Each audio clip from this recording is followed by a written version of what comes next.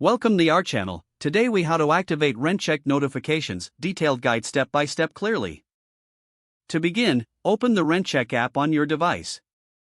Log in using your account credentials. Navigate to the settings section, usually found in the bottom right corner of the app. Once in settings, locate the notifications option. Tap on the notifications tab to access your alert preferences.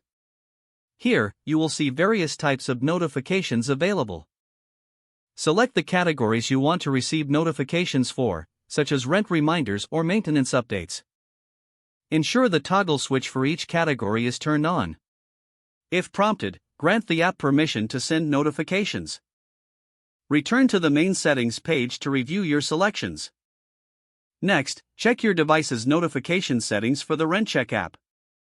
Make sure notifications are enabled in your device's system settings.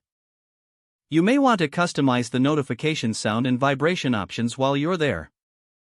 Once everything is set, exit the settings. Now, test your notifications by triggering an alert, like creating a sample rent reminder. Check your device to confirm that you received the notification. If everything is working, you're all set to stay updated with RentCheck.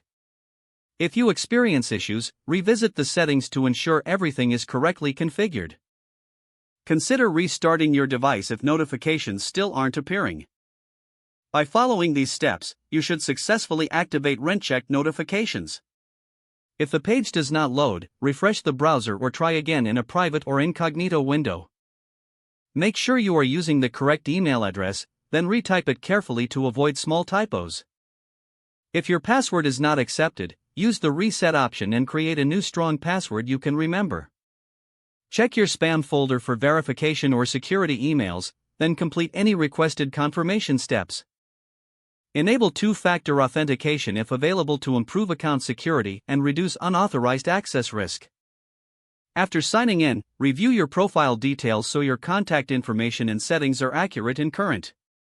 If you see an error message, note it down and try again after restarting your device and internet connection.